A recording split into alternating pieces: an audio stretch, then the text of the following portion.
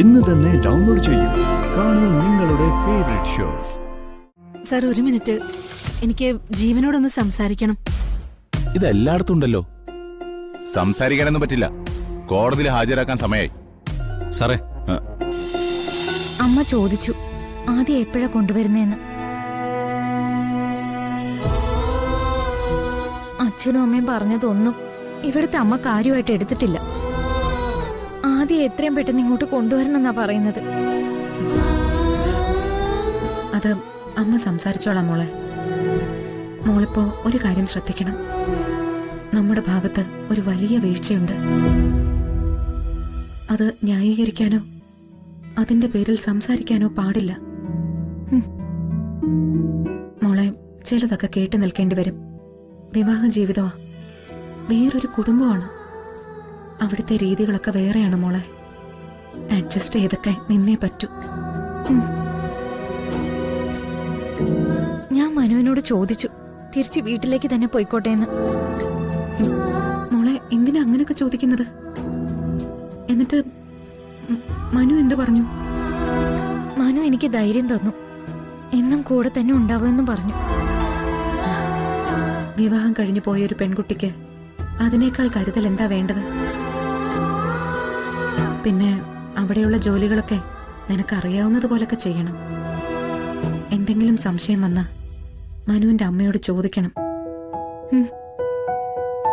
ഒരാൾക്ക് ഒരു മുഷിച്ചിലുണ്ടാവുന്ന പ്രവൃത്തി മോളുടെ ഭാഗത്തു നിന്നുണ്ടാവാൻ പാടില്ല. ഏട്ടന്റെ കാര്യം എന്തായമ്മേ? ഇന്ന് കോടതിയിൽ ഹാജരാക്കുമെന്നാ പറഞ്ഞിരിക്കുന്നത്. എന്താവൂന്നറിയില്ല മോളെ.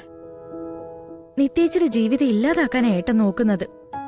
പക്ഷെ ഇപ്പൊ എല്ലാവരുടെയും ജീവിതം ഏട്ടന്റെ കയ്യിലാണല്ലോ.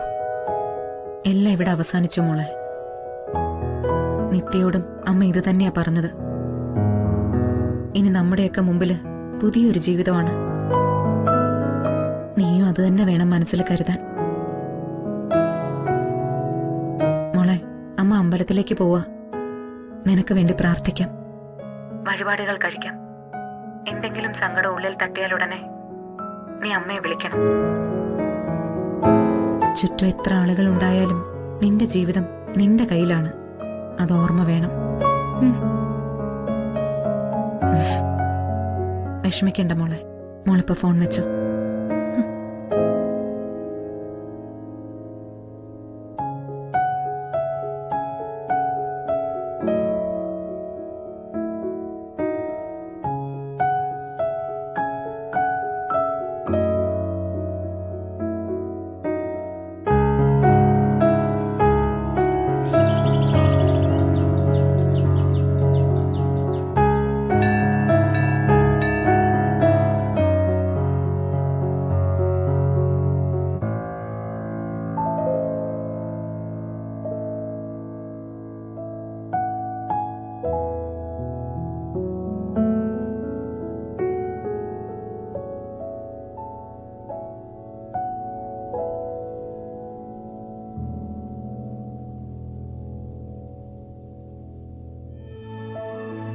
ആദ്യം മനസ്സ് തുറന്നൊന്ന് പ്രാർത്ഥിക്ക്. എല്ലാം നേരിടാനുള്ള ശക്തി ദൈവം മോൾക്ക് തരട്ടെ.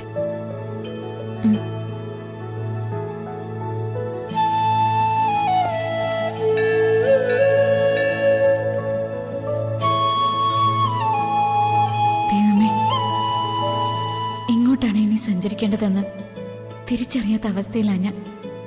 എന്റെ സങ്കടങ്ങള് മറ്റുള്ളവരുടെ കണ്ണീരാവുന്നുണ്ട്. ഞാൻ കാരണം മറ്റുള്ളവർ കരയാതിരിക്കണം. അതാണ് എന്റെ പ്രാർത്ഥന.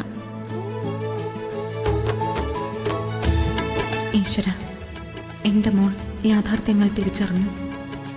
ഇനി അവളുടെ മനസ്സിന് ഒരു ചാഞ്ചാട്ടവും ഉണ്ടാവരുത്. നേർവഴി മാത്രം കാണിച്ചു കൊടുക്കണേ. ഇനിയെങ്കിലും അവളുടെ ജീവിതം സന്തോഷം നിറഞ്ഞതാവണേ.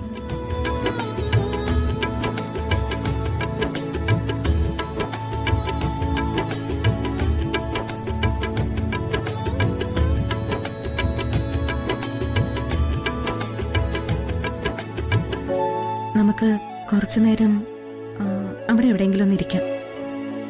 വാ.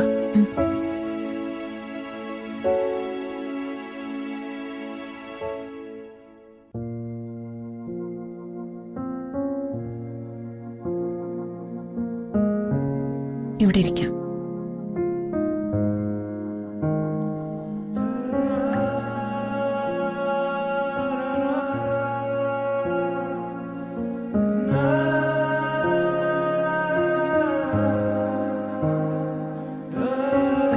ജീവനെ ഇപ്പോ കോടതിയിൽ കൊണ്ടുപോയിട്ടുണ്ടാവും അല്ലമ്മേ?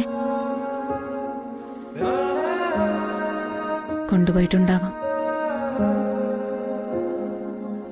മോളെ, പത്രങ്ങളിലൊക്കെ നമ്മൾ ചില വാർത്തകൾ വായിക്കാറില്ലേ? അവരെ അറസ്റ്റ് ചെയ്തു, കോടതിയിൽ കൊണ്ടുപോയി, ശിക്ഷ വിധിച്ചു എന്നൊക്കെ. ജീവന്റെ കാര്യത്തില് നമ്മുടെ ഭാഗത്തു നിന്നും അത്രേ ഉണ്ടാവൂ. ഏതോ ഒരുത്തൻ തെറ്റ് ചെയ്തു, ശിക്ഷിക്കപ്പെട്ടു, അത്രയും മതി. ഇക്കാലം അത്രയും അവൻ നമ്മളെ വേദനിപ്പിച്ചു. ഇനി ആ വേദനയൊക്കെ മറന്ന് ഒന്ന് ആശ്വസിച്ചു തുടങ്ങാം നമുക്ക്.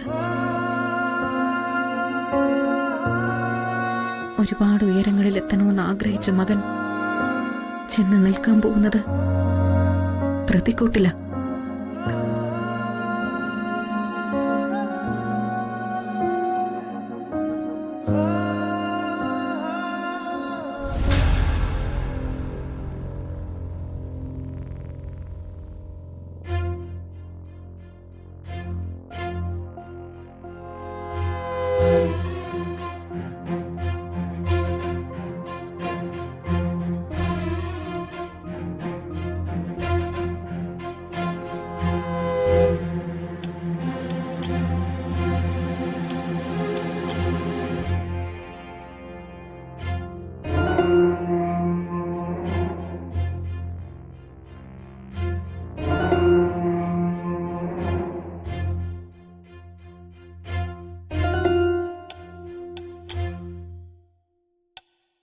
സർ, സർ ഒരു മിനിറ്റ്, എനിക്ക് ജീവനോടൊന്ന് സംസാരിക്കണം.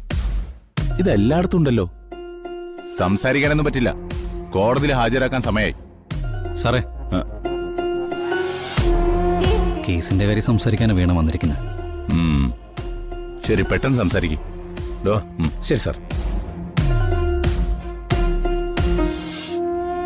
സാറേ, ഓടോ.